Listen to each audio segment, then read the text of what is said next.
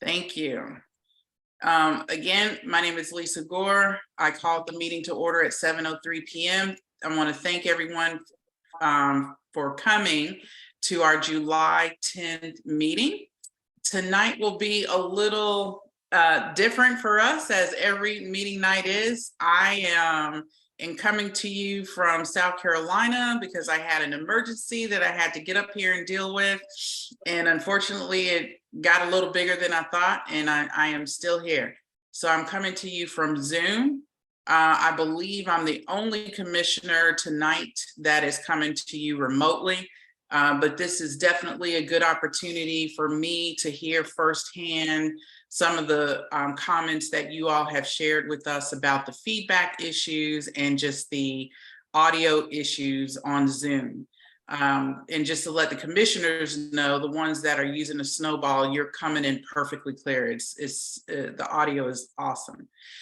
So with that, I'll start with commissioner introductions. Again, I'm Lisa Gore, and my commission area is 3G01. Peter Gosselin. District is District 6, basically the west side of Connecticut, back to essentially 42nd Street. And commissioners, make sure your snowball mic is on and unmuted. Commissioner Nash. Good evening, everyone. I'm Jim Nash. I'm single member District 03. A lot of echo. Commissioner Sherman. Can you all hear me? Yep, Commissioner Sherman.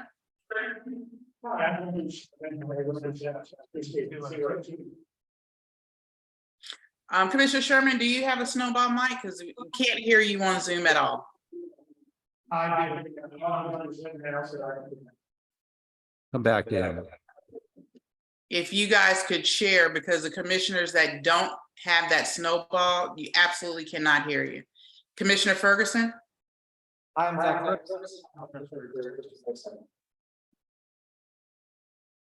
Commissioner Lynch? Hi, my name is Peter Lynch, and I'm the commissioner for ANC 34G05. Welcome, everybody. Thank you. Commissioner Zeldin?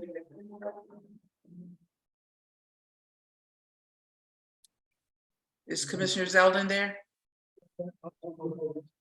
You don't have a microphone?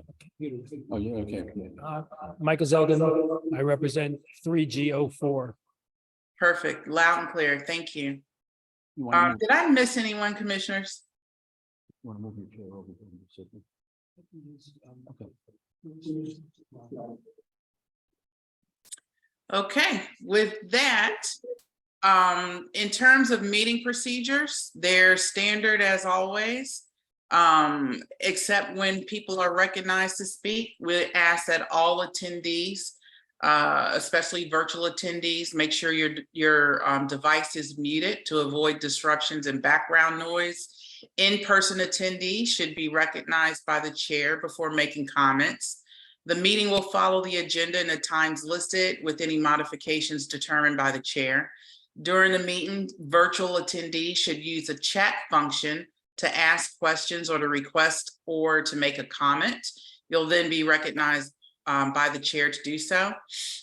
We understand that sometimes issues may provoke strong emotions and that these expectations may be forgotten. Part of the chair's job is to remind you of these norms during the meeting. Meetings will observe a strict 1 hour and 45-minute time limit in keeping with reasonable citizen time commitment and community center scheduling requirements. Commissioner introductions and community agency announcements will be abbreviated to 1 minute each. Speakers, limit your statements to, let's see, 3 minutes with a 2-minute follow-up. And task force and committee reports should be limited to 2 minutes each. And in terms of the agenda, commissioners, does any one of you all have corrections to the agenda? I just have one very minor correction. Okay, seeing none. The only correction that I have is under check reimbursements For Gore, the third item should be monitor. I think I left the R off, monitor splitter. With that, I move we adopt the agenda as amended. Second. All those in favor, can I show of hands? And could the secretary call out the vote total? Okay.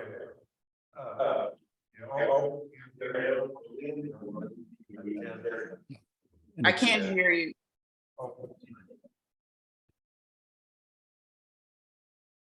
Okay, we are now voting to adopt the agenda for this evening's meeting. And I'll take a roll call vote.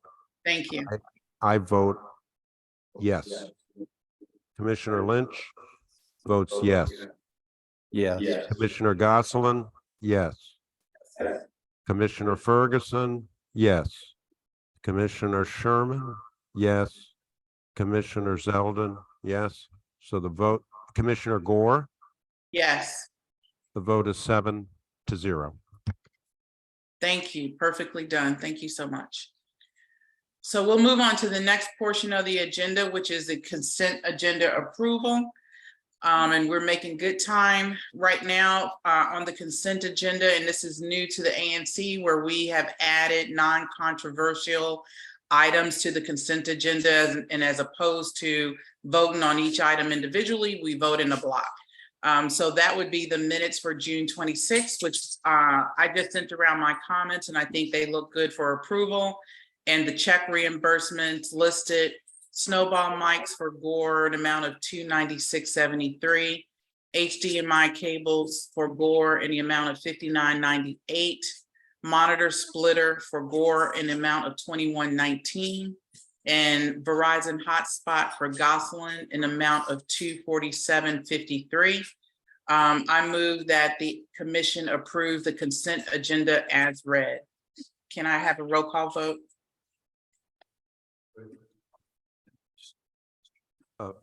I have a question. The consent agenda I'm looking at does not have the item for Gosselin. It has instead an item for Ferguson, $259.68. That might be, are you on the right agenda? Am I in the wrong agenda? What? It's on Do you this. see the three amounts for Gore on the agenda that you have? Okay, I guess I have the wrong one. Okay, I guess I had the wrong agenda. Okay.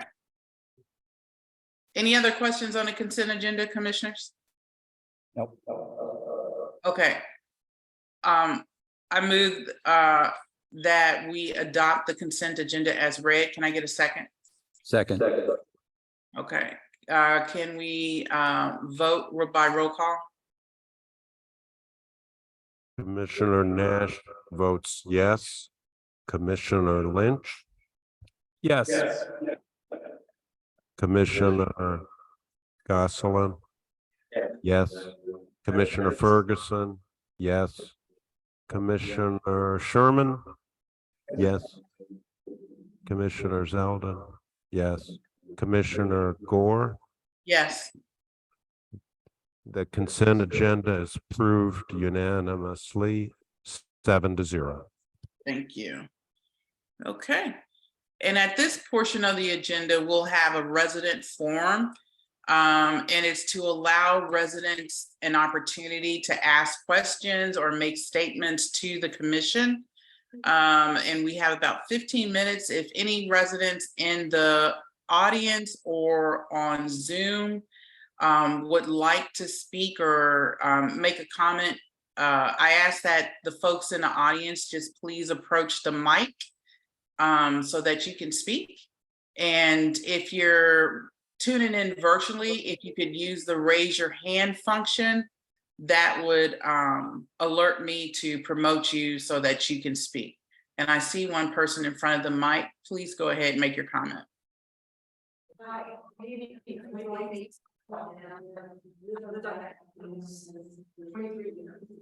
On June 9th, submitted a grant application to ANC 34G to support an educational exhibit called Undesigned Red Line. And I hope that you will vote soon to start funding grants for in the community, and not wait until the fall, because we'd like to get this exhibit up and running in early 2024, and we need to raise some money now. Let me tell you a little bit about it. Undesigned Red Line is a traveling exhibit that tells the story of how federal, state, and local policies created the practice of redlining. And it also explores the long-term effects of what redlining and other discriminatory housing practices, the impact that's had on people. The core of this exhibit remains the same everywhere it goes, but at each new location, local stories are integrated. So it's a great opportunity for our community to come together and contribute those stories, consider those stories, discuss them, learn about the greater history of housing in the United States and in our city. And as you all know, Historic HTC does a great job of this, of pulling those stories together. And it's a profoundly transformative undertaking for all of us. The exhibit was developed by a graphic design firm, and we're hoping to have pledges of financial support by August 15th. So we can commission this firm to start its work and be ready to open the exhibit early next year. And we have every reason to be optimistic that our grant requests to ANC 3C, E, and F are going to be approved this month. Chevy Chase Presbyterian has already issued a check in support, and other houses of worship in Ward 3 have also pledged their support. We've also gotten support from the National Fair Housing Alliance, the National Association of Realtors, the Bernstein Development Company, United Bank, and other institutions. So I hope we can find a way that ANC 34G can also support this really important work. Thanks so much for your time. Thank you. Go ahead, thank you. You're good. Hi, my name is Juan, and I wanted to raise awareness in the community that this has a state fair event. And this year is September 10th in Franklin Park downtown. And it includes contests, including gardening contests. So I see a lot of nice thinking gardens in the neighborhood. So thought neighbors would be interested. I left a couple of flyers on the table by the community center. And the commissioners have recommendations on getting the word out to folks that may be interested in participating in the fair and contest capacity. I'd love to hear it. I'm on the volunteer team that plays the fair, so happy to answer any questions. Commissioners, do we want to take comments after each contribution, or shall we wait to the end? Which would be better? Just in regards to publicizing what you just announced, send anything to me at my ANC website, and I'll be happy to send it out to recipients on my newsletter. Bruce Sherman. Yep. And on the grants, the notice, the announcement that we just had, the intervention by Joy, I just wanted to ask a question concerning, and for the public's benefit, the amount of money that we have available for grants. If we could maybe provide that to folks. I'm asking that question myself because I don't know. Sure.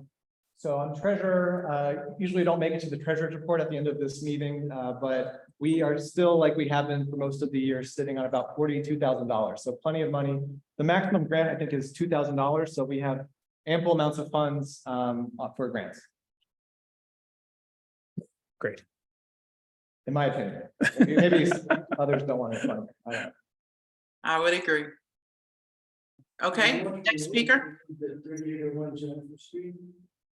Been there for 14 years. I'm sorry, could you make sure his owl mic is working? The land use and permitting relative to public alleys. There's an alley between 3801 and 3803 Jenifer Street. Recently bought property 3803. Got a permit to improve half of the alley up to their house. I regularly use the alley to access my garage. The alley. But there was no consultation with me or anyone else you can remember. Which surprised me. And it's managed by DDOT, and they said that when contacted that that was their standard practice, not just to accept the permits. The other concern I have with it is that they modified the alley already with gravel. And they've created a flooding problem that floods my garage. I have pictures I could share if people are interested. And there's no guarantee that the later improvement that they'll do will correct that problem, which I had fixed earlier by redirecting the flow of water in the alley. So it seems to be no recourse that I'm aware of. I just wanted to make you aware of that. Thanks. Thank you. Or is there anyone online that has a comment for the ANC? Okay, so seeing none and no one at the mic, will proceed with the agenda. And commissioners, I would just ask you just to remember to make sure that that owl mic is unmuted when folks are speaking, and then mute it back when they're not speaking. So we'll go with the first presentation, which is Matt Mason and Commissioner Ferguson on 3747 Huntington. And I'm not sure if Matt, I believe you're on Zoom. I will make you a co-host so you can do your presentation. I turn it over to Commissioner Ferguson. Thanks, everyone. Matt is a constituent, a neighbor. He's got an application for the Bureau of Revenue Adjustment. So I'm going to let him just talk about it, and we can answer questions and hopefully move to another. Thanks, Zach. Let me just give me a minute here to let's see here. Share my screen. Just 1 second.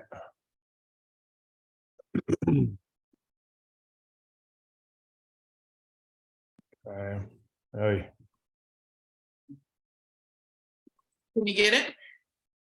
I'm trying. I'm usually an MS Teams guy, so it's a little bit easier when I'm there. Okay, can everybody, how about now? Can people see my screen? Yeah, I can see your screen. Okay, so you should see a PDF file that says Board of Zoning Adjustment ANC meeting. Yes. Right now, we're seeing your recents. So all the documents, not just one particular document. All right, don't want that. Let's see here.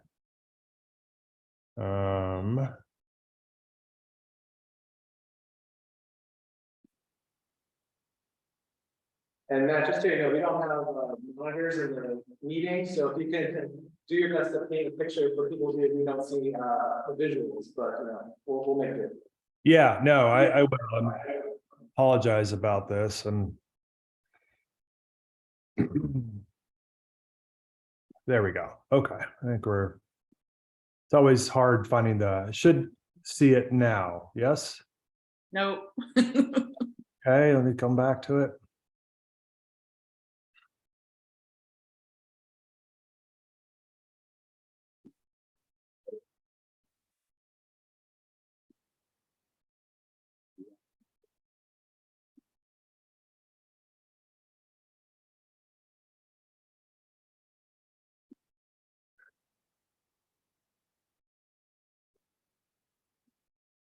Now, how do I share my screen? I've got it on. I was going to say too, I can share mine and bring it up if you want. Okay, how about now? Got it. Okay, I apologize about that. Okay, so my name is Matt Mason. I am the homeowner at 3747 Huntington Street. For those of you in the area, you'll probably know this kind of house as the house on the corner that was unoccupied for about 6 years. We bought it in 2021. really without the thought of renovating it. But once we realized kind of what in the terrible shape it was in, at one point I had a number of joists that were supported by girders I bought at Home Depot. So had to really make some big changes here. So the objective here is to preserve the LA side garage during this home renovation. The Bureau of Zone, the Office of Zoning has requested that we demolish the building. We acquiesced to that demolishment in October because it was going to be 6-7 months before we could get permitting through the BZA. And at that point, I'm already out of the house and we're renting a house. And so we just acquiesced and said, fine. So the building is still about half built. It is a garage structure, about 12 by 15, has been there about 75 years. And we simply want to keep it. Because we are building on the eastern side of our home, it prompts a BZA because the setback requirement is 25 feet, and this garage is within that 25-foot setback requirement. Some of the rationale why I want to keep this garage is it increases our parking capacity by not parking on the street.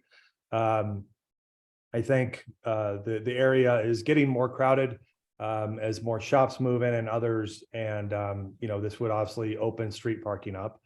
I don't have a fancy architectural drawing of air and light, but I can tell you the building's existed for 75 years. We're not looking to structurally change the building in any way. We just are simply looking to get through the BZA. The immediate neighbors to the east, north, northeast, and west all have their support. And I believe it enhances security of our home and also of the neighborhood. So folks can't kind of use alleyways to access the people's backyards. This is a schematic of it. Again, this is my kind of DIY schematic. But you can see in blue there, that's the addition to the home. And just to orient you, this is on the corner of 38th Street Northwest, Huntington Northwest. Reno is just kind of there to the south. It's out of the picture. And then you see that north-seeking arrow, so to kind of give you guys an orientation. So this garage enables us access to the alleyway between Ingomar Street and Huntington Street. And because of that addition you see in blue, that's what's prompting the BZA. Again, the garage already exists. We're just simply asking the ANC that so we can keep it. This is kind of funny. This was actually screen frame shots of the garage from a video that I took. Unfortunately, I couldn't find any pictures of the garage before it existed, but it was essentially, this is about half of it. My contractor had to destroy it or tear part of it down in order to get his truck in there. And so, but we're just looking at rebuilding it and of course, making it look much nicer than it already does. But size, air, light, structurally will not change. This is the Form 135 zoning self-certification. It just kind of talks about, the variance and deviation percentage. And then it just, of course, like a precedence on this alley. It just probably isn't a very good legal justification, but you can see the entire alley has garages that back up to their alley, and I'm simply looking to have the same. The full architectural drawings are here if you'd like to look at them. Just some administrative stuff for Commissioner Gores. I know you have to report to the Office of Zoning. You see here, building permit 2307827 is what triggered the BZA. because the existing garage sits within that setback. And I also want to put an electrical vehicle in that garage. And, the absence of that garage would, require, or I'd have to run some kind of like low gauge wires across public space or in trees or other to get the car charged. Right now the BZA temp is a temporary temp until I can get it accepted by the Office of Zoning. There's a couple of quirks in administrative quirks that I have to work out with them, but I'll send you those permit numbers and BZA temp numbers as they become accepted by the Office of Zoning. I'll stop there and see if there's any questions from the committee. Thanks, Matt.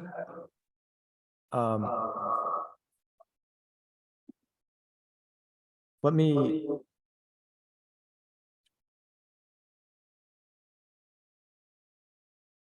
Okay, I'll open up to commissioners and then community for any questions, comments. I don't have any questions, Zach. Okay, community, any questions, comments? Seeing none, I move to vote to approve this or to. You support it. We support it. I vote to move to support this BZ application. We have a second. Let's have a vote. Those in favor, raise your hand. Can we have a voice? Do we need to vote, do please? another roll call on this? Yes. We can do a voice vote. All those in favor say aye. Aye. All those opposed say nay. 7-0. Zach, Yeah. Zach, Now you have to turn on. Lisa's just trying to talk. Zach, Yeah. I need a voice vote, please. Roll call, because I didn't even vote.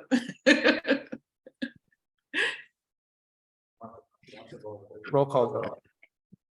All right, Commissioner Nash votes yes. Commissioner Lynch, yes. Goslin votes yes. Ferguson votes yes. Sherman votes yes. Zeldin votes yes. Gore votes yes. All right, thank you, guys. I appreciate it. And thank you, Matt, for your presentation. Thanks. Sorry about the technical delays. Oh, no. We're used to it. Thank you so much for hanging in there with us, though. I appreciate it. All right, so the next presentation, also Commissioner Ferguson, the public space application for 3801 Jenifer Street Northwest. Yep. Welcome Marshall Mills up to the mic. He's got the public space up. Echoes. And Commissioner Ferguson, was there a presentation with this one?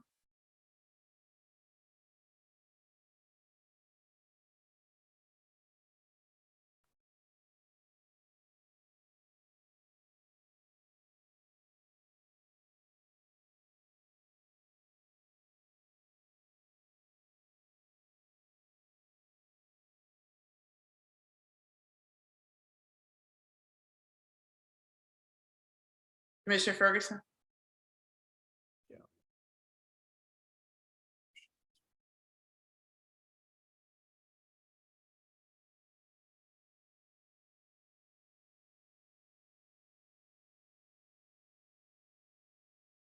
Thank you.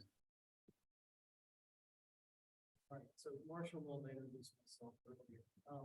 You have me a little bit of a disadvantage because I haven't seen the permit and maybe I can just explain what I'm doing and asking follow-up questions. So replacing an old metal fence. You hold for 1 second.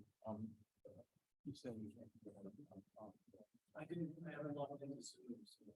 No. I think it's on our end. And that says that's mute, unmuted, so. There we go. Oh, try again.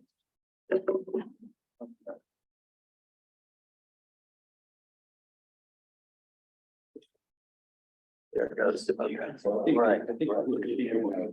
Right. Okay. Okay, so, I now have in front of me, thank you. There's an old, fence, well before we bought the house, 14 years ago. It's covered in ivy. And we wanted to replace most of it with a black metal fence that would be at 3.5 feet, which is the current height of the fence. And then on other sides, behind the house or along the alley. So that's on all the public space along the two streets, Jenifer Street and 38th Street. And then on the other parts, we wanted to put a higher fence, a privacy fence, partly because of the new construction along the alley, which is right up against the setback. So we wanted to improve the privacy of that. I don't know if there are any other questions following up on it. So that would be a 6-foot-high wooden fence. Yes, there's fence all around. I mean, well, they've actually taken down. There is no privacy fence on our property on the alley right now. It was the regular 3.5 foot. That was a little higher because of, well, it depends on where you measured from, but there are other privacy fences on the alley and other people's property, but not on ours.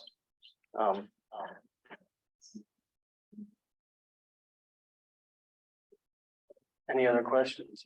So I'll open up to other commissioners, questions, comments, and the community if they have. Zach, has there been any input from the surrounding neighbors? Can you answer that? Have you heard from neighbors? I haven't talked to them since it was replacing an existing fence. So no, I don't have feedback either way. Okay.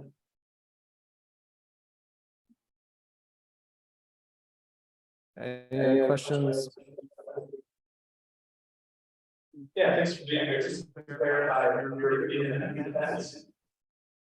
or could you explain one more time what you're doing? I didn't quite catch because the echo. So. Okay, so there's an existing 3.5 foot high fence around the property that is metal. It's overgrown with vegetation. Placing most of it along the streets with a 3.5 foot high black metal fence, and then in the rear of the house, replacing it with a 6 foot high wooden fence for more privacy. Thank you. Yep. Just a question. You commented that you haven't talked to the neighbors, and just a point of clarification for my purposes, is neighbor notification required in a case like this? I don't believe it is. It's actually, this is a public space permit, it's not BZA. Right. And actually, DDOT gave a very short notice for even giving any objections to July 19th. And so Marshall did a favor by, we asked him on short notice to come here. Mhm. So this is really DDOT's timeline. And so it was very short notice for us to have this. I believe it's a separate issue than BZA where you're doing neighbor notification. If I could elaborate a little bit, the two neighboring houses, so I'm on a corner, so the two neighboring houses have both changed hands. One has been bought by a new owner that I haven't met yet. The other one has been bought by a development company. They're clearly planning to sell it. So I knew my neighbors very well. One of them had been there since 1947. Another one had been there for several decades, but they just moved. So if it had been the neighbors that I knew, I would have certainly consulted with them. Mhm. But I don't know. Yeah. The new neighbors or the people who will eventually live next door. Great, thanks. I'm sorry, it's because of the echo. It's hard for me to understand. You may have said this, but the fences that you're constructing are not on your property. They're all on public space. Is that correct? That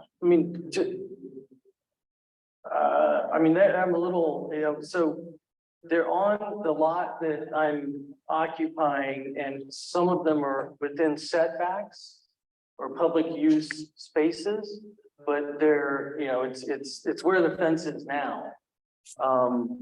So, if you look at the image, it's along the inside of the sidewalks. But those, my understanding, I'm not a lawyer or a regulator. That still falls within public space because of setbacks. And there's also a building restriction line on one side. So I think the answer is they're in public space, but it's space that's, been used in the lot that I occupy. No, I'm familiar with that ambiguity in my own property. Okay, So okay, you probably understand better than I do that. And of course, there's a current fence there. It's not, Yes. this is not a new, this is replacing an old fence. Yes. With brand new. Right. Any other commissioner, community comments, questions? When does this application have to be, or when does the ANC notice have to be submitted? You got even for July 19th. Actually, it's not even a question of us reporting favorably, it's us not objecting. So that's you got. I can't understand you, Zach. Can you say that again into the maybe snowball or have someone repeat it? DDOT gave us till July 19th, and they haven't asked us for us to report favorably, but we don't have objections.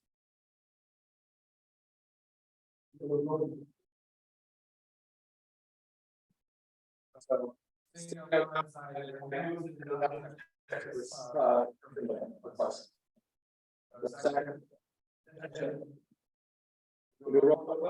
okay. Is there any other images, or is this the only image?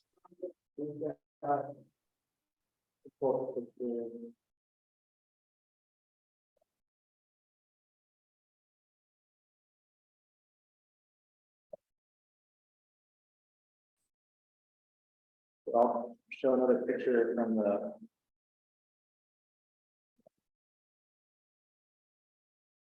Application. This is the picture of the property. You can see there's that old fence.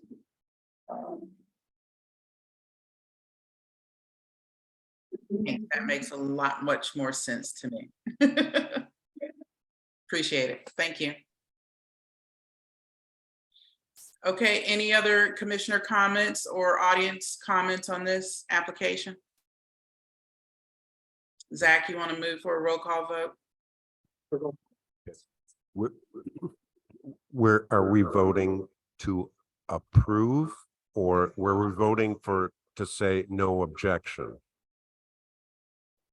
Okay, no objection, Commissioner Nash. Commissioner Lynch, no objection. Ferguson, no objection. Sherman, no objection. Zeldin, no objection. Gore, no objection.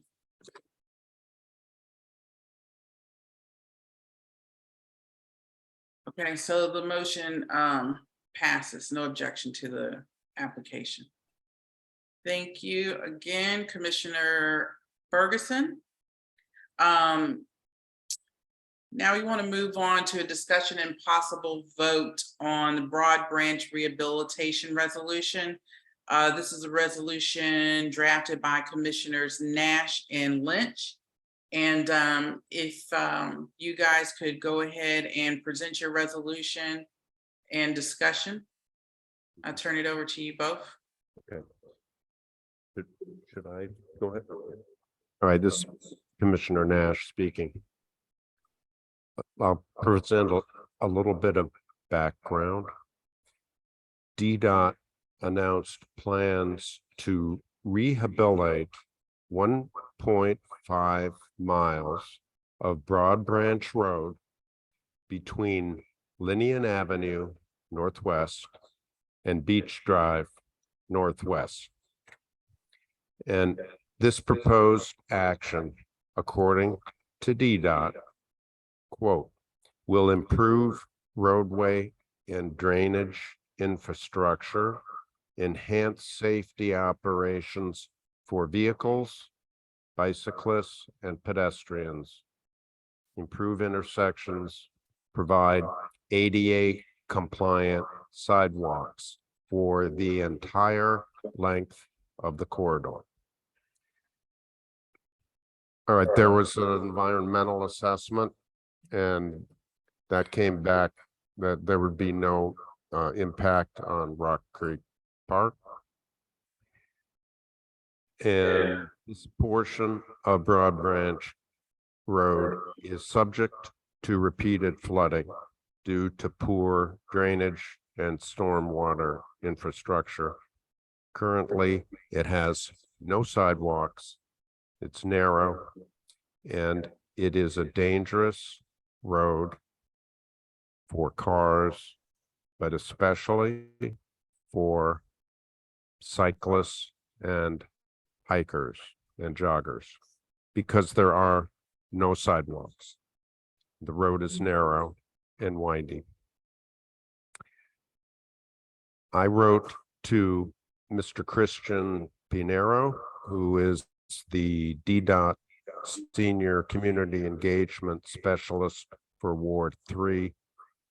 And he wrote to me in response to my question about this project, June 1st, quote, this project is currently paused, waiting for funding. It was a candidate for U.S. Department of Transportation project grant, but it did not make the cut.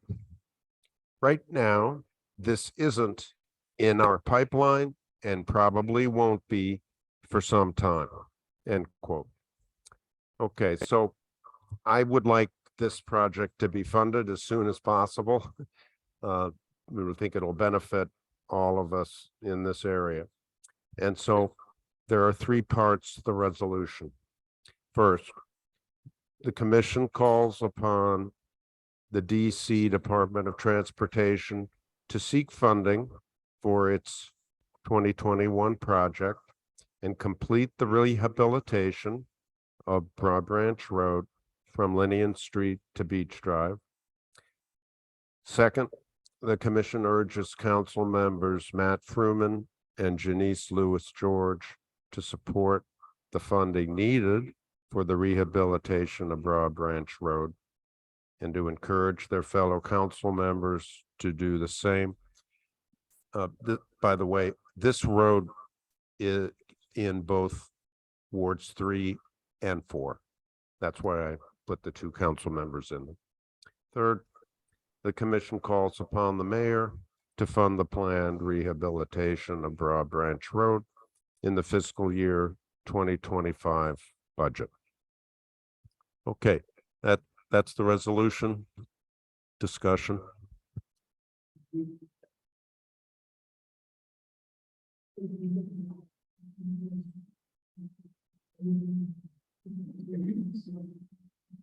I don't have any comments, Commissioner Nash.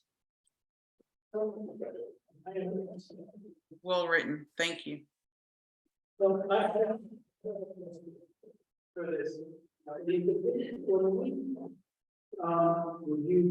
Here, the sidewalk. Remember, it's going to be a bike lane / sidewalk along Broad Branch. And wasn't the issue there that this property was embassy property? I understand that. Wasn't this embassy? Wasn't the problem that there was embassy property along that route and they wouldn't allow development of their property? Peter, do you remember this? Yes, but I thought it wasn't space for it. But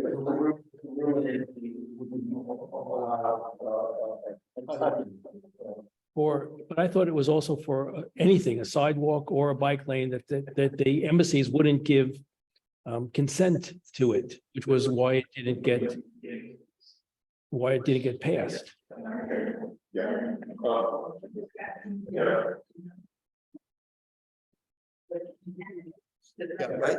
I have heard that, but when I asked about this, I don't think people can hear us in the room. what? I don't think people can hear us in our audience. Muted. I Can mean, you, anyway, If we speak loudly, they could probably hear us. what- Anyway, go on. There was this issue, Jim, about okay, in- I- in- how do I inability- speak? Do I speak just pretending this isn't here or what? Because this isn't working now. We can hear you on Zoom perfectly. Peter can share this with us too. So I should use both? Okay. Yeah, I have heard that too, Michael, but when I asked DDOT about this, that was not the issue. The issue was funding. Okay, I mean, I'm not against this, other than to say, Right. I thought that we had this problem last year, and that the issue was the embassies wouldn't give right-of-ways on their property. Right. And it wasn't, so last year there was funding, but no right-of-way. Mhm. So I think we need to find out whether or not there is still the right-of-way issue, because if there's still a right-of-way issue, then funding is still irrelevant, because they won't give us access. Yeah. Well, okay, but I asked DDOT about this project and they just said that it wasn't funded. So I'm assuming it's a monetary issue. We're talking about sidewalks, by the way, not bike. No, I lanes. understand. The only thing I would say is, and I said, I'm not opposed. I'd like to see I know. this developed. But I think the one question that I would ask that we try to get an answer to is whether or not this is truly a pure funding issue and that there is a right of way Mhm. for a sidewalk, or whether or not, even if we had funding, we would have this block where the embassies. So give I asked DDOT again. I mean, that's what I would try to find out. And Randy Speck may remember this. And Peter, this is your recollection too, right? Yeah. Can you hear me? Previous, ANC, one of the State Department, all the day, that negotiated for South Coast. And I think we were told, no. My memory was a much bigger project. It was basically they were going to cut back into the banks of these two embassy properties, make room for like. Right. And I don't know whether. Although frankly, we have cut back the jobs. Look, we could add a provision here, or we could hold this until this is further investigated.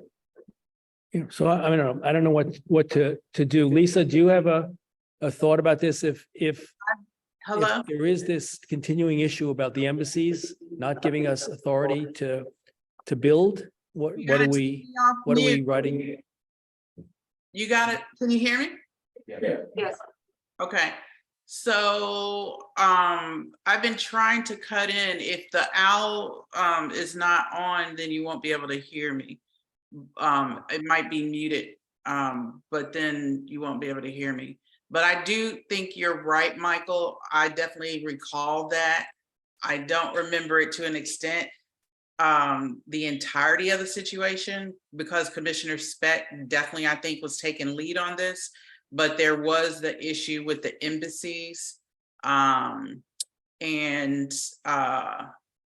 believe it was also with the council member's office that had got involved. I don't believe it was just us. I believe it was some kind of extensive discussion, but we might want to check on that to just verify.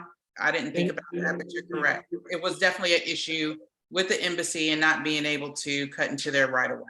Right, and it may be that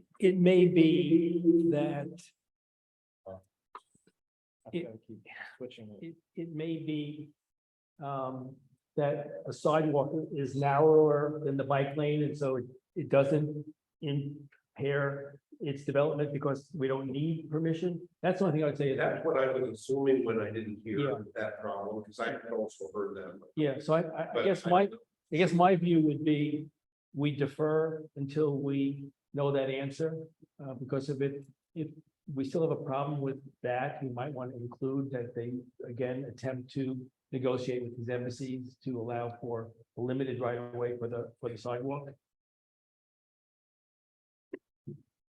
Well, so when I'm not, so you want me to ask, DDOT again, whether this is a project that they're going to support on? Or whether or not there is this embassy, whether there is a continuing issue with the embassy needing to give permission. The fact that DDOT said it's a funding issue isn't dispositive in my mind about whether or not there's also this continuing embassy issue. And Randy Speck may well know the answer. It may be that the sidewalk was permissible. Michael, was this also under, I just got a direct. Well, Was I it did send it to Randy, and when he heard this, I sent it to him, he was shocked. That DDOT was not going to fund. Okay. So I never heard anything from Randy about the embassy problem, and I said all of this to him. I mean, I'm happy to vote however we want on this thing. I just think there is a question to be answered. Michael? But I mean, what that question is going to be answered anyway, right? Yeah, I believe there's a city agency that is a liaison with embassy. We could extend the resolution to pass on to whoever handles that relationship and include hoping that this issue is dealt with. I don't agree, and I'll tell you why. I went to boarding school, and one thing I learned there is you're better off not asking for permission, because the answer might be no. I would propose to just go ahead, and if there's a problem, there'll be a problem. But why ask for a problem if we don't even know if there is? Well, because we know there was one. And Right. So That's right. we know that there was a problem that prevented us from getting this bike lane on Broad Branch. Right. But this is not a bike. All right. It doesn't matter to me. We pass resolutions that have no value. Hey, I can't be heard. You know, in other words, if we support this, what's the worst that'll happen? They'll say, well, we can't do it because of the embassy. Try to speak. It's not gonna happen. What good is asking them for permission? I guess I wasn't asking for permission, but just rather a point of information, whether, I was just, This is really annoying. I guess I was trying to figure out whether or not this embassy issue is still an issue. That's all. Yeah. But I'm happy to just pass it and we'll find out what the answer is. I'll look into it. Commissioners. We have a hand raised on virtual. And if you guys could please just check to make sure that Al is unmuted, because otherwise I can't chair the meeting. Steve Seelig.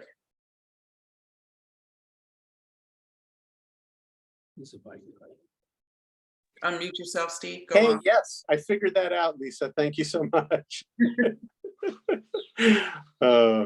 I feel like I get, a lot of largesse based on the other technical difficulties. But anyway, so I think it's great that the ANC is focused on getting this project done. I do agree with, and I'm speaking, I think, on behalf of the Ward 3 bike advocates in this case.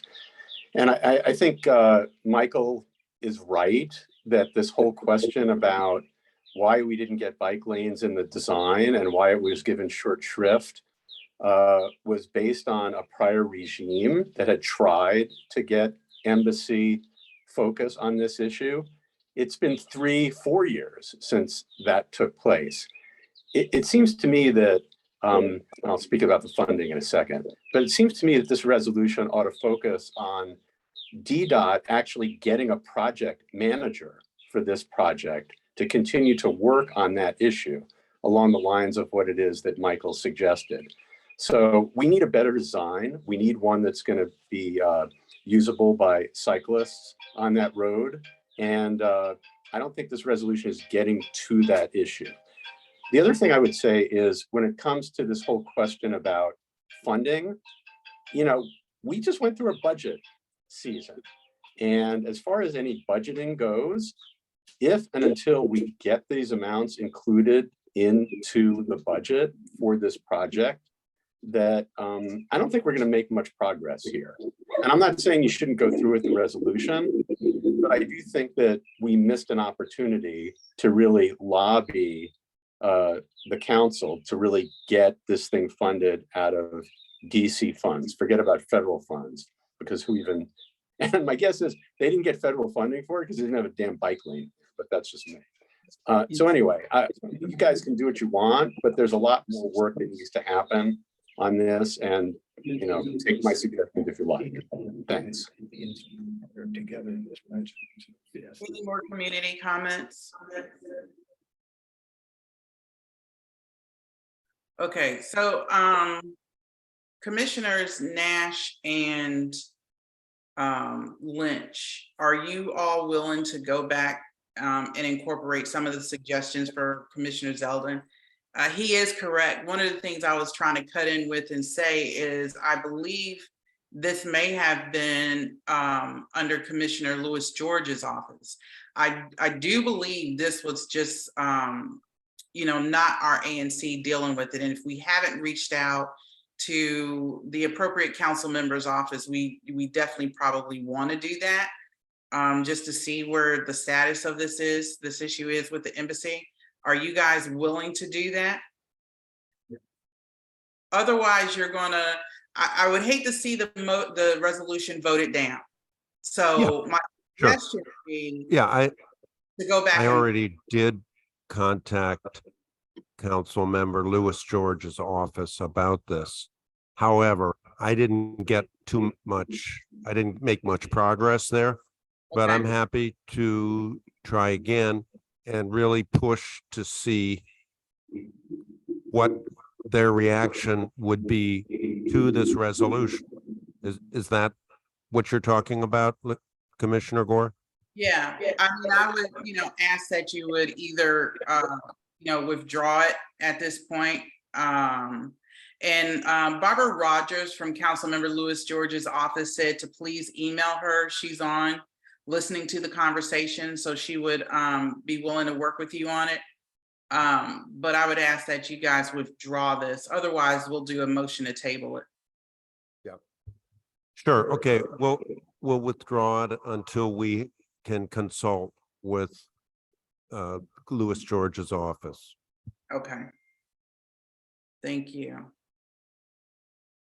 Okay, I appreciate that. Thanks for the discussion, everyone. And thank you, Commissioner Zeldin, for the reminder on the past history. That's important to know. So we'll move on to the next topic, and that is a discussion and update on the ANC Survey Committee and discussion and possible vote on the Civic Core Site Survey objectives.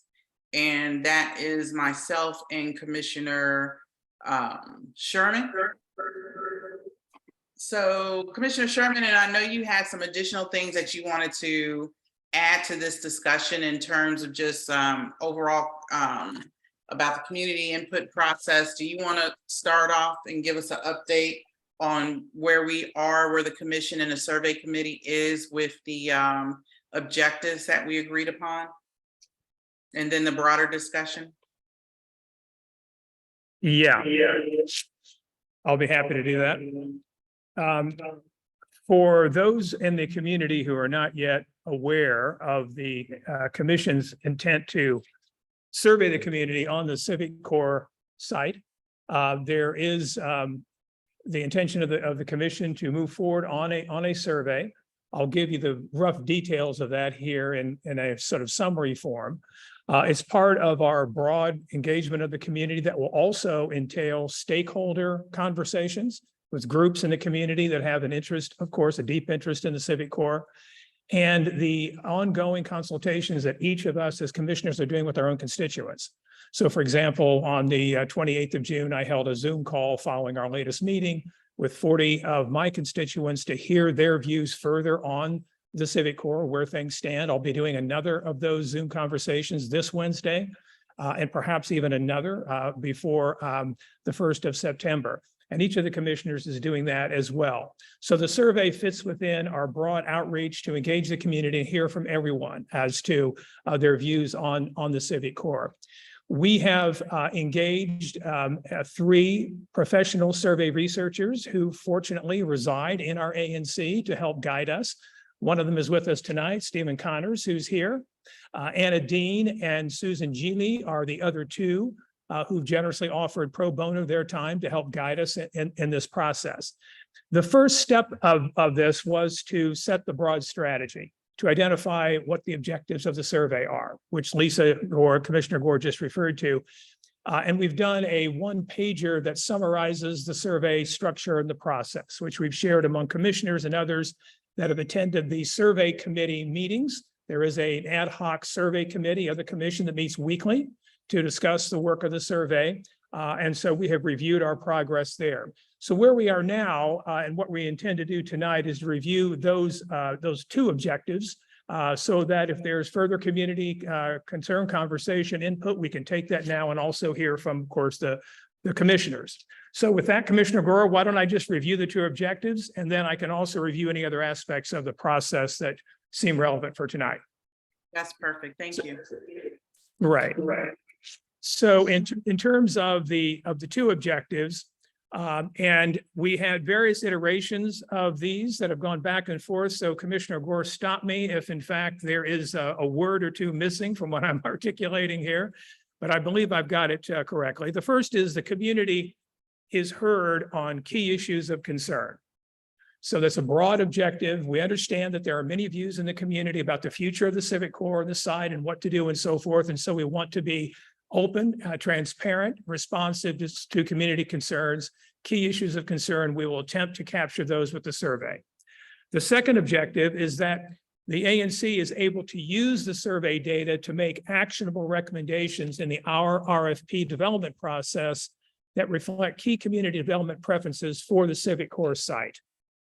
And that is to, I think, as the objective makes fairly explicit, to capture further input on what the requirement should be for our RFP.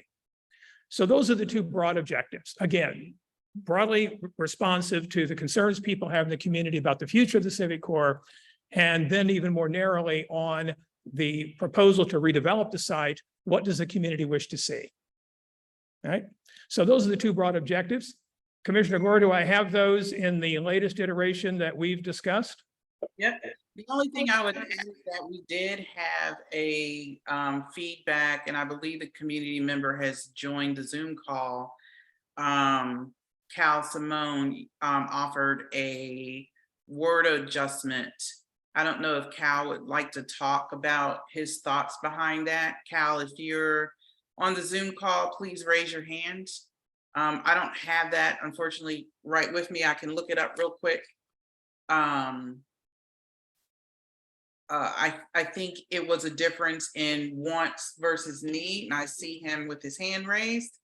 So Cal, I'm gonna give you the floor real quick. If you could discuss with the commission what your suggestion change was. Yeah, I was suggesting that the way it's worded, it says desires, I think, or wants, which says, what would you like to see? Which is different from what does the community actually need and are going to use. So for example, if you have a particular feature of the community center or the grounds that, I mean, I think everybody would like to see everything. I think, you know, that, so it's, but will you, the question is, and this is the question really designed for the community more or less, will you use the thing that you asked for, or will your kids use the thing that you asked for? So what do you actually need, I think, is equally, if not more important than what do you desire. So that was my suggestion. Thanks, Cal. Cal, just it's Bruce Sherman. I appreciate the input. My further reflection on this, we discussed this a bit in the survey committee meeting, is that need is a value judgment. And what's one person's need is another's preference. I think it's, and as we've surveyed the community in the past regarding the community center back in 2017, there was wide-ranging input solicited. There was wide-ranging input solicited during the small area plan development. So I think it's a bit tricky to speak of needs as opposed to simply what our community preferences are, from which we can deduce any number of things once we have that, once we have the data. Well, I guess it's less about, because I hear what you're saying about needs, because I think desires are a value judgment. And I think we have a difference in philosophy, and that's fine. But it's more the usage. Will you, are people actually going to use the things that they ask for? And so I don't know how you word that. It's more about usage than it is about either wants or needs, in my view, because once the stuff is there, it's permanent. Right.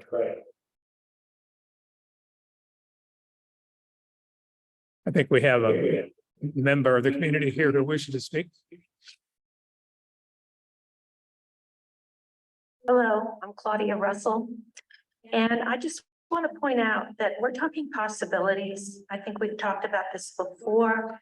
That we don't know what we want until we really talk about it, look at the big picture. Things have changed since this community center that we're in now, or you're zooming to, was built. There are a lot, I mean, pickleball hadn't even been invented. I think it's really important to look at all the possibilities before we narrow them down, before we make judgment. This is not about judgment. This is about possibilities that can open new discussions and make this place more available to all.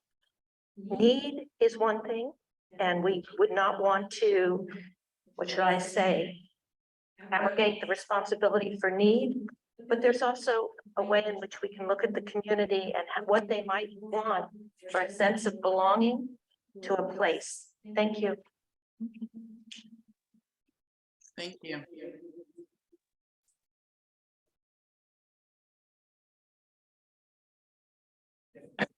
I'm Jim Feldman. I live in the area. I just had a question. Are and really whatever the answer is okay, but are the meetings of the survey group, are they open, or are they announced, or is there some way I can find out when they're happening? If they are open, if they're not, that's also okay. But They're open.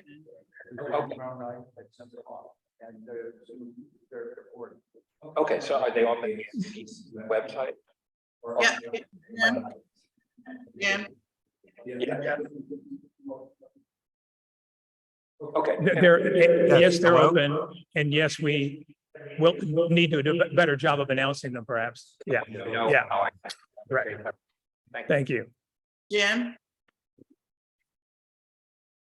Bruce? Yeah. The information is posted on our website, so I didn't hear what the other commissioner said because the audio was not clear. But the meetings are posted on our website under the announcement section. The Zoom link is there. We meet every Tuesday. Sometimes the time will change, but normally we meet at 7 p.m. I will make sure those go out in our ANC newsletter. We use the same link. Once you register once with that Zoom link, you have to re-register each time, but it's the same Zoom link. So that'll make it easier for the community to get on. Right. And then also recordings are posted. So we do recordings of the survey committee meeting, and the chat is captured. Both the chat and the video is posted on the Chevy Chase Civic Course site under the first tab, I think it's redevelopment and implementation of the small area plan. So if you haven't made any of the other previous meetings that we had, you can go to that site and view the meeting video. Great.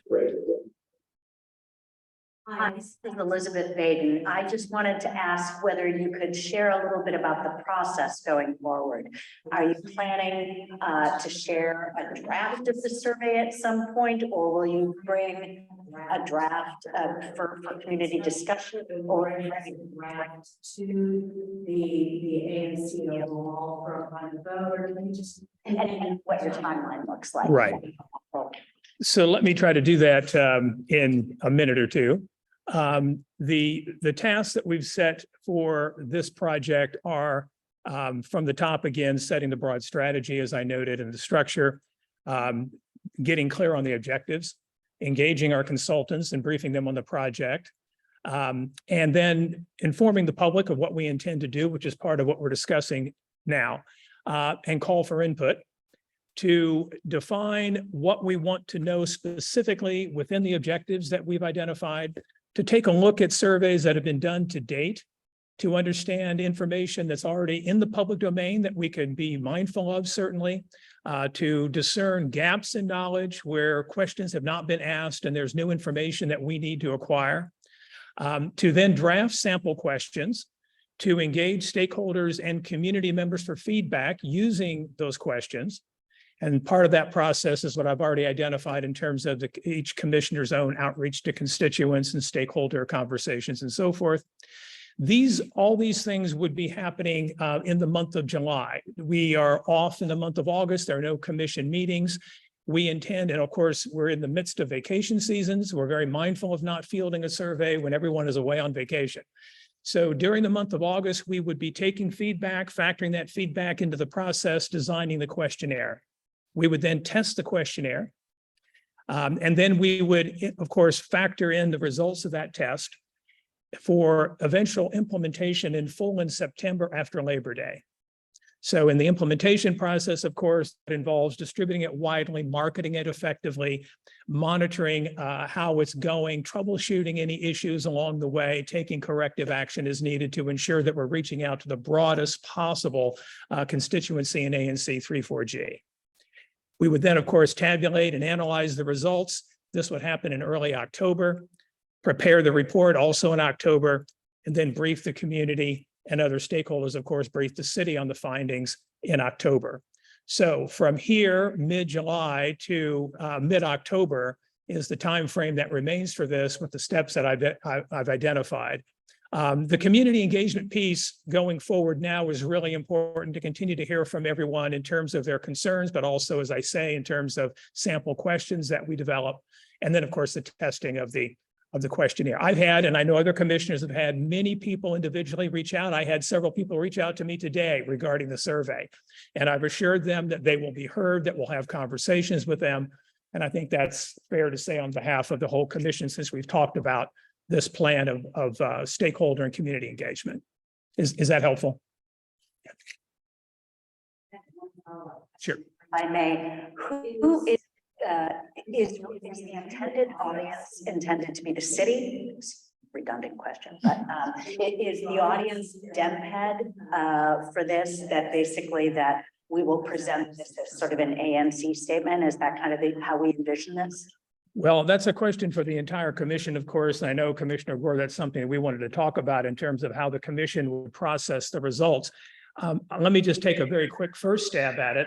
The first audience, of course, is the community, to feed this back to the community so everyone knows what the community has said, and obviously the commission. For us, for our purposes, to understand community sentiment on the many issues that will be addressed in the survey. After that, of course, it's reporting to the city and having this factor into the ANC decision-making, as each commissioner and the commission as a whole will do. That's just my quick take on it. Of course, I welcome Commissioner Gore and everyone else's comment on how we'll use the results. Excuse me, I just have a question. This ANC. I didn't know that from this ANC. But I watched the classes here. Are some of us also in the survey, or how is it going to be defined? So it's a good question. The short answer to that, I think, from my perspective, I'll speak for myself as one commissioner. Yes, there would be demographic data gathered in the first few questions of the survey to determine where folks live, so that we can do the cross tabulations and understand those that are resident in this ANC and others. In previous surveys, the one in 2018 related to the proposed revisions to the comprehensive plan, the city's comprehensive plan. At the time, ANC formed a task force, did a big survey. There were 652 respondents. 70% of those people were from the ANC. So there are the people who have participated in previous surveys, but understanding the differences is important too. Commissioner Sherman, can you repeat her question?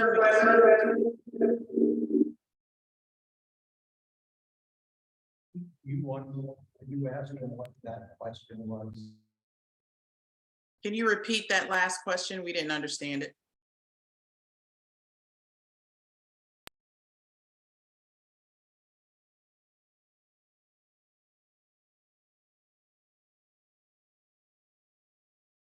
I'm happy to repeat the question. In fact, if Lisa and the others on Zoom here, I'm assuming you can hear.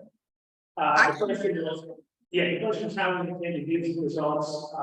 Or no, sorry, this question was, will us on the ANC be able to participate? So, for example, previously,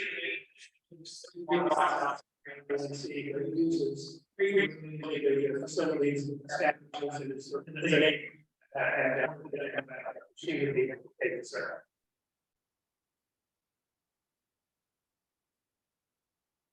Yeah, I see it. Okay.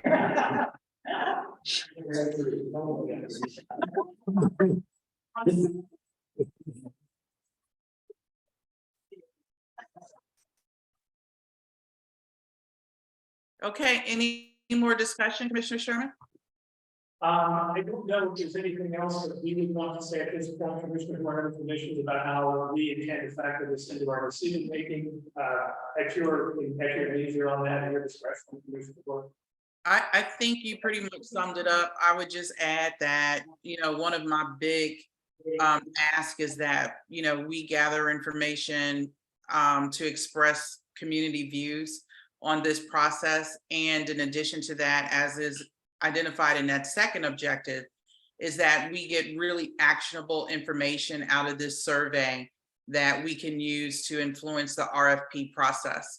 So we're going to be hearing real soon.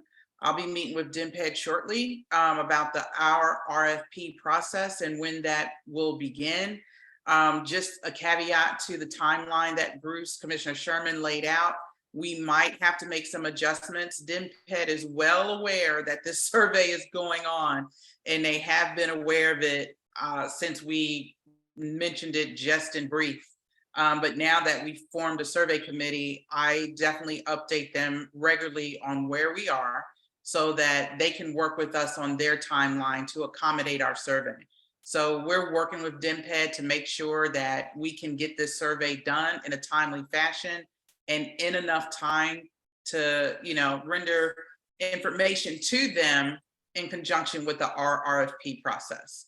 So that's what I'm hoping that we can use this information for. So I did put in the chat the link to the Zoom registration for tomorrow's meeting of the survey committee. So feel free to register and to. Commissioner Gore, I think a member of our audience in Zoom might have a question. Former Commissioner Higgins might have a question. So John, please. Commissioner Sherman, I think your mic is snowball. Excuse me. Yeah. I was just noting that perhaps former Commissioner Higgins has a question he'd like to ask. Sure. Thank you, Bruce. I haven't been made aware too much about the survey until now. I think the structural outline is fine, and the various steps to. Am I being heard? Yeah. One thing, people around here sometimes still ask me, why are they doing this? Does the library really need to be rebuilt? Does the community center need to be rebuilt? It's as basic as that. So I'm thinking along with the survey, I don't know if you have any plans, and I'd be happy to participate in the discussions. A little bit of a backgrounder for folks to kind of inform them of what it is in the most basic terms and some of the issues that are in play right now versus, you know, do we or do we not include recreational space? Do we or do we not include affordable housing? Some of the context around that.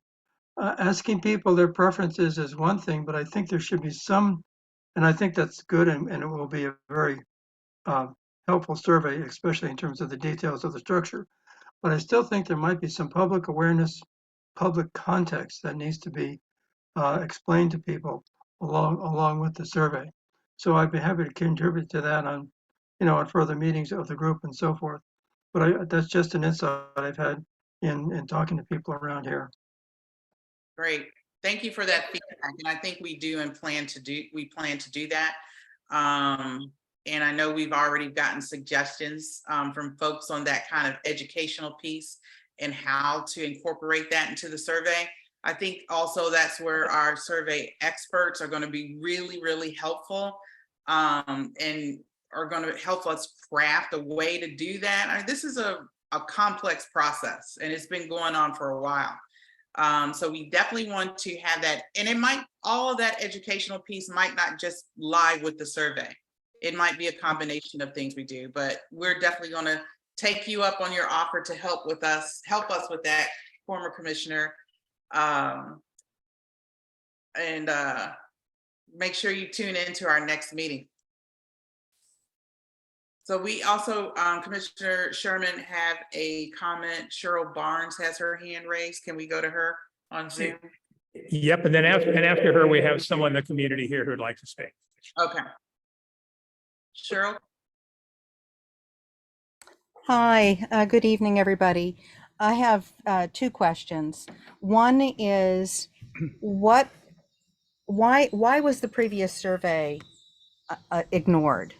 And why isn't that information being taken into consideration? What's the purpose of the new survey that the old survey doesn't show? We were all invited to make comments between January and February. Those disappeared for a long time and, you know, are seemingly completely ignored. They were majority against surplusing, upzoning, and private development on the site. The second question that I have is, it kind of sounds to us like surplus is a foregone conclusion. Is that the case? So I'll tackle the first question. So what survey are you referring to? There's been several. Well, yes. And why don't we have any of that information being considered right now? But the one that I'm talking about is when residents were invited to give formal comments to the city and to the ANC after the January 11th meeting. And we had until, I don't remember exactly what it was, February 9th, I think, to give those comments. And then they just kind of vanished. But they recently resurfaced. They're on the ANC 34G website, and they are overwhelmingly against this whole surplusing and upzoning and private development on this site. So you're talking about specifically, and I just want to be clear because we have audience members here. Sure. Who have no idea what you're talking about. So you're talking about the surplus hearing and the comments that were submitted to DMPED for the surplus hearing, right? Okay. I just wanted to be sure. So the community was surveyed. Were they? We told you what we thought. We sent in comments. Right. So, but that was not a survey of DMPED. So now we have to have something with, you know, presumably leading questions or confusing questions. Well, I don't understand why you cannot give credence to the previous, you know, voice of the community during those comments in January and February. Why are we doing a do-over? So we're not doing a do-over. we're doing an additional survey Mm. regarding the entirety of the process. And that's going to be specific to our RFP. The ANC did not do a survey for surplusing. I don't recall that DMPED did either. I know that there were comments that were submitted from the community, both to ANC and to DMPED. And, I don't want the community to think that, and this is something that Bruce, I think we were going to talk about, and I think that now might be a good time to briefly talk about, is that, the survey is a tool to help the ANC make a decision. It's not that the ANC is going to go one way or the other, because we don't know how the survey is going to turn out. So the survey might turn out that, it's all positive for affordable housing. There might be portions of it that says, that people don't want certain aspects of affordable housing in the community, but it's a tool that's going to help the ANC come to that decision. If we don't decide one way, in favor of one person's view or the other, it doesn't mean that we're ignoring comments or that we're not considering comments. We're going to take all those comments into consideration. I've read and looked at all the hearings that have occurred and all the comments that have been submitted. They are on a website. That took us a while to get on the website because we actually had to redesign portions of the website to get it there. So that was a delay of putting it up.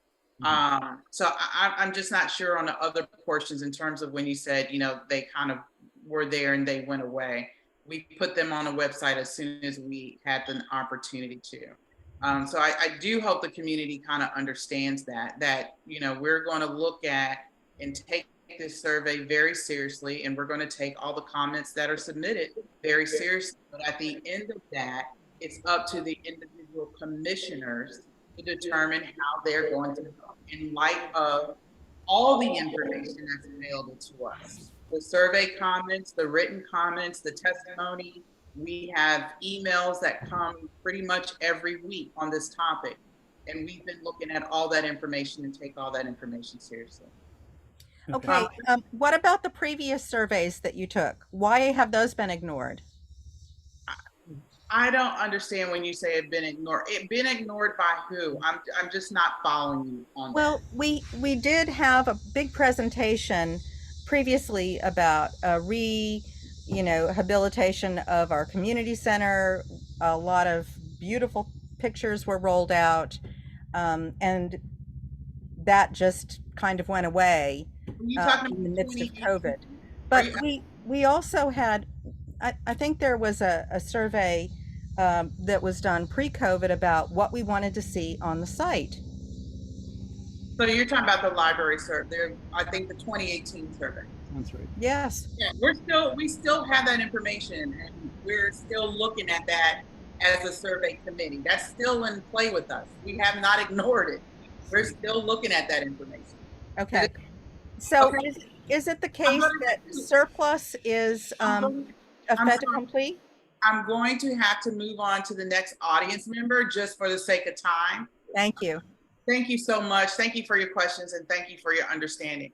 Bruce, you had someone there in the audience, and then we'll have to leave the last comment with Snikta Prakash. Excuse me if I mispronounce your name, but to move on to the next agenda item, she'll have to be the last participant. Great. Please go ahead. Hi, thank you for being the meeting. Edward A. You've on 39th Street. I'm actually trying to figure out where we can get some information, because I'm one of the people who's actually undecided on how I feel. I do think we should have some improvements in the neighborhood, but this is my first meeting, and I'm talking to people, I get different answers on things. It's very confusing. And like one of the questions I had, for example, we've been presented with some comments on the local listener that other projects throughout the city that have said that it would bring affordable housing.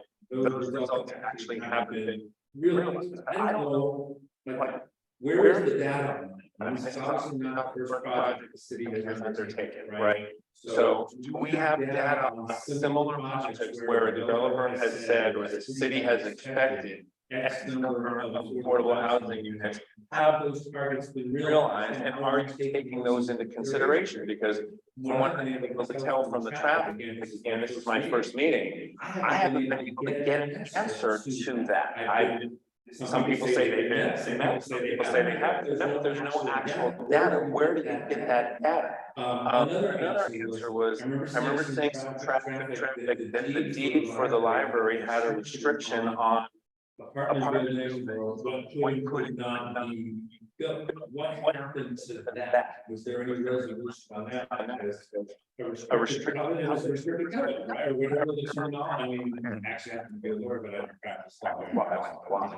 You know, so I don't know property, but the point is, what happened to that? When I try to get answers for that, just picking up the phone or calling, you know, I have to admit, I'm not, you know, my friend was the previous ANC before you, you know, I would like data answers, you know, so that, you know, you all have to make decisions, but for those of us who want to approach this not from an emotional perspective, not from a, what do people who live 5 miles from here think? We don't have data on which to rely, and that's really frustrating for me. My day job involves, you know, dealing with data and dealing with facts, and I'm seeing a lot of them and very little facts, and that's really bothering me because I can't make a decision on this. How can you guys make decisions if you don't have data? Just to be frank, I don't see a transparent process here where I know that you all are taking those kind of factual based data into consideration. So could you tell us where we get that kind of information? Because right now I'm relying on dueling emails and dueling listserv claims, and I don't know who we believe. So thank you for your consideration. Thank you for your time. I really appreciate it. I'm Commissioner for your indulgence in move 5. I'm going to move to withdraw my resolution and hopefully extend this conversation. I think we've got a lot of really key questions. Commissioner And so just to be very hopefully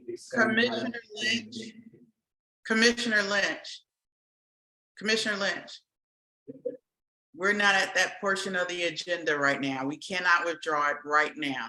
We have to, let's move on. So I didn't hear his complete response. He was asking for data. I don't know what kind of data he was asking for. Commissioner Gosselin, can you sum that up, please? He's asking. Can you use the snowball microphone? Can you use the snowball microphone? In the city, whether they result in affordable housing. He's asking about where the issue of deed restriction on the community center library site is, and I'm going to be able to do something with an update on that. And he is saying that because of his inability to, you're not, this mic is not on. Because of his inability to, is that on? Is that out? Because of his inability, he's not seeing a transparent process. So, I have no idea. Commissioner Gore. Yes. If I could just weigh in on one quick thing, and I think Commissioner Lynch also wants to speak again. First of all, thank you for your comments. I hear you. I think that we have abundant information up at the ANC website that consists of source documents largely, ANC resolutions, reports from task forces going back to the community center prior assessment and what have you, that if you have lots and lots of time, you can go there and read those. However, I think it would be helpful, and this is something I'm talking out loud among commissioners now, that we might take into account this comment and others I've heard and develop a basic facts, frequently asked questions component of the ANC. I'm mindful that would take time. I'll offer my own time to help do that, so that there is a place where you can go and see what current understanding is on a set of key questions that many people are asking, including you, if that would be helpful. It would, because I assume one of the objectives is affordable housing, but it's not going to result in affordable housing, it's just going to be another development project. And then what I think is one of the, you know, but if you're not going to achieve your compelling policy, then it's just another development. And I think you have like previous today, there's overwhelming addition to that. Right. Okay, let's go to Commissioner Lynch, and then we have to go to SNCDA and let that be the last comment and move on with the agenda. Commissioner Lynch. We heard, Bruce, this is the second time we've heard of the suggestion when we asked questions for a fact sheet, so I agree with that idea and make your comments. Okay. Let's go to online, SNCDA Prakash. Yes, hello, thank you for taking my comment. I want to say very quickly first, Commissioner Gore, that you probably are getting a taste of the frustration of the Zoom audience here. The only people I have been able to hear clearly at all times in this meeting are you, and for some reason, Commissioner Sherman. I'm not sure why the other mics go in and out, and it's very frustrating. But that's an aside, and I'm glad you've had a taste of that experience. You, of course, have the advantage that when you can't hear someone, you are able to raise your hand and ask that what has been said is summarized or repeated. And generally speaking, the rest of us don't have that capability. The point I would like to make, and it's one I've made before, but I want to make it again, is that there is talk about the affordable housing component of the Civic core. And I just want to make it clear that when you write these survey questions, I hope that people understand that opposition to the kind of development that is envisaged in the small area plan has nothing to do with opposition to affordable housing. Frankly, I would probably oppose this project even more if it were simply high-end housing.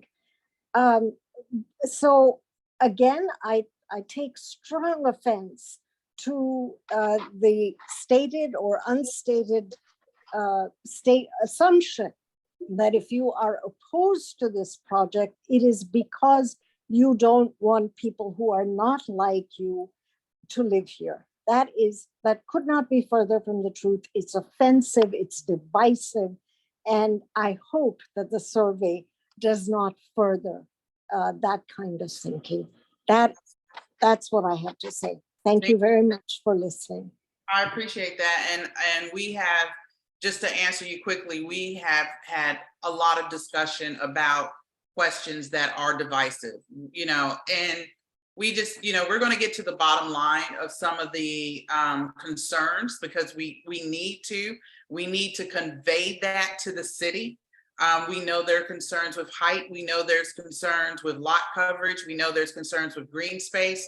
Those are the real concrete, actionable concerns that we want to convey. And we don't want to write survey questions or, issue a survey that's going to make this community any more divided than it already is. There's a slew of reasons and rationale for why people oppose this project, and they have their rights for thinking that way. But I appreciate your saying this, because at least the people I know who oppose it are people of goodwill. And I know I am certainly a person of goodwill. I love this neighborhood. It's my home. And I would not want to be aligned with something that was against my values. So, but I find it offensive that to fight for a public space means that you are somehow against other social goals, because it's not true and it's very divisive. It's very ugly. It's not how we're going to make progress as a society, in my humble opinion. Thank you, and I'll get off the soapbox. Thank you. Thank you. Okay, Ms. Vaden, you're the last comment on this topic, and then we have to move on or we're gonna be kicked out before we get through the agenda. Thank you, Chairman Gore. I'll keep it very brief. I really appreciated the comment from the gentleman about the need for getting some fact-based real in all this. I think that is really important, and there's just so much that's gone around that's been innuendo and not fact-based. That was pretty good, right? Yeah. Being able to refer to some commonly accepted sources on this will be really helpful. I don't know what the survey was that Ms. Barnes was referring to, but I thought perhaps that she was talking about the written comments that Deb had invited back in January, where they said, we want to hear from the community about what your thoughts on student busing. If that's the case, well, regardless of whether it's the case, I've actually Done a detailed analysis. There are almost 350 pages of inputs that came in for under the DemPed survey. I have reviewed every single page of them. I just want to make sure that the commissioners know 2/3 of those inputs came in favor of building affordable housing. I've gone through all those pages, and I'm happy to share my information with anyone who asks for it. But I want to be very clear about that. That was not. It was in support. Thank you. Thank you for that. And I did see the input. Commissioner Gore, do we need to take a vote on the two? Oh, sorry. Yes. Thank you. I was just talking away and you guys couldn't hear a thing. But what I said was, yes, thank you, Ms. Payton. I read when that was submitted to the ANC. And this kind of goes along with what you said, what the previous commenter said regarding taking these comments seriously. That's what I'm doing as well. I did not speak when she spoke on that because I have not gotten through them all. But I am personally going through and I am personally tallying, you know, those comments up. And from your tally, you're correct. From my eyeball, you're correct. So thank you. But yes, Commissioner Sherman, at this time, can we get a motion from the ANC to adopt the two objectives that you spoke of earlier in the meeting by voice vote? Right. So I move to adopt. I second. We'll have a vote of the commissioners. Can you hear me? Yes. I can hear you. All right, I don't think my computer's not working. Oh, You're going there it is. fine. Just do Okay. the roll call. Okay, all right, I vote yes. Lynch, yes. Gosselin, yeah. Ferguson, yes. Sherman, yes. Zeldin, yes. Zeldin, yes. So the vote, we had a question in the chat. The vote was to approve the two recommendations, the survey objectives, the two survey objectives that Commissioner Sherman discussed at the beginning of the meeting. And Commissioner Sherman, can you do me a favor and just repeat those objectives so the audience is understanding what we're voting on? Indeed. The first is the community is heard on key issues of concern. The second is the ANC is able to use survey data to make actionable recommendations in our RFP development process that reflect key community development preferences for the Civic core site. Okay. And so audience constituents, that just passed 7-0. Thank you. Great discussion. And we'll continue discussion on this and other topics. We definitely appreciate you tuning into the survey committee meetings and giving us feedback as we go along in this process. So the next, and I know we're running a little behind, discussion and possible on resolution on the Office of Planning for the Civic Core site with Commissioner Lynch. Commissioner Lynch, do you want to briefly talk about that? I think we've had a lot of discussion on it. And let me know what you want to do with that resolution. Yeah, thank you, Chair Gore. I've gotten a lot of feedback from the commissioners, from the Vadens who are here this evening. Thank you very much. But I think this needs a little bit more fine tuning, a little bit more discussion, and I also would like to take it to the ZDD once more, to have them look it over. And so I move to, You can what just would say, be the correct, to table the resolution for this meeting and put it on the next meeting. okay, is there a second? Was there a second? Second. Okay, can we have a voice vote? So this would come back on the agenda on the 24th. Nash, yes. Okay. Lynch, yes. Goslin, yes. Ferguson, yes. Sherman, yes. Zeldin, yes. Gore, yes. Okay, thank you, Commissioner Lynch. I appreciate that. All right, next is ANC committee and task force reports. I know we don't have one from Race or Murray, ZDD. Commissioner Goslin, do you have one? I suggested we put this all right on the website. I can't hear you, Commissioner Goslin. Can you speak into the snowball mic? I'm speaking. Can you hear me? Can you hear me? No, you're not coming through the snowball mic. Please do. I suggest that we postpone this. I will write some minutes up for the website. Okay. Did you hear that? Yes, very loud and clear. Good. As long as you're using that snowball, the Zoom audience can hear you loud and clear. Okay. Secretary's report. Is there any report from the secretary? No. Okay. Treasurer's report. Nope. Okay, I think that was a no. Possible items for the July 24th meeting. I'm still working to see if I can get Dimped at that meeting to discuss our RFP. And we just heard from Commissioner Lynch. We'll move his resolution to that next meeting. In terms of commissioner announcement, just had a very announcements. And I'm also going to post these in the chat. But I do want to make sure that everyone knows that the capital bike share discussion that was supposed to take place today is going to be pushed off to our September 11th meeting. I had a conversation with Director Lott. There's a lot of concern over the location on 32nd Street on single member Hawthorne, and I believe there's some other suggested placements that we need to look into.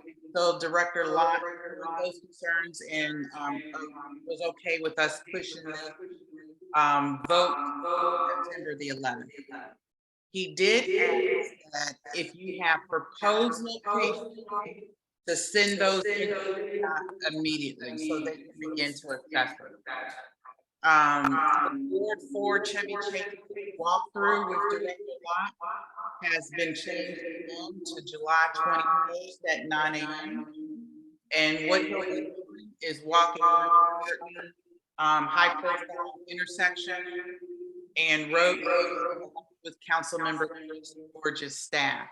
So if there's any folks out there that have locations that they want him to look at, please meet up with us on the 21st, and we'll be meeting at 9 a.m. at Pinehurst Circle. And then just community notice that the yard waste collection program has changed. You can no longer put your yard waste in your trash can. You have to bag it, and you have to do a 311 service request. So those are two things. Don't put it in your trash can, and when you want it collected, do a 311 notice. You can do it on the app, you can call them, or you can do it on the website. And then Metro Bus is doing courtesy stops. Hopefully everyone has heard about this, but those who travel at night will now have an option to get off in between stops. So at a stop that's more secure and more safe. Let the operator know. This began on Sunday, June 25th, and it's between 9 p.m. and 5 a.m. So if you're traveling out there at night and you feel like the bus stop location is not safe, you can let the operator know to let you off somewhere that's more safe and more visible. So I will post these in the chat. Are there any other commissioners that have announcements? Any agencies out there, council member offices that have announcements? Raise your hand. Yes. I'm sorry, this is Derek Johnson from the mayor's office. Hi, Derek. Go right ahead. I just have a very brief update, noting that Councilmember Pinto recently introduced some emergency legislation for public safety. The mayor has been out on several press availabilities and noting for the public her commitment to support the emergency legislation before the council goes on vacation. And so we ask that you please contact your respective council members, as this is 3-4G, to let them know your thoughts on the legislation, but also your support for it. A few weeks ago, we had a teletown hall where the mayor asked for community input, and just as recently as last week, the mayor was in Ward 5 doing a walk of public safety walk with the community. And so she does ask that if you have any input to please reach out to your respective council as they prepare to vote for this emergency legislation. Thank you, and I appreciate the time. Yeah, I appreciate the announcement. Thank you. Any other agency announcements? Okay. Hello, this is Barbara Rogers. Hi, Barbara. Go right ahead. Yes, this is Barbara Rogers from Councilmember Janice Lewis George's office. As Derek just mentioned, the council will be on recess starting July 15th.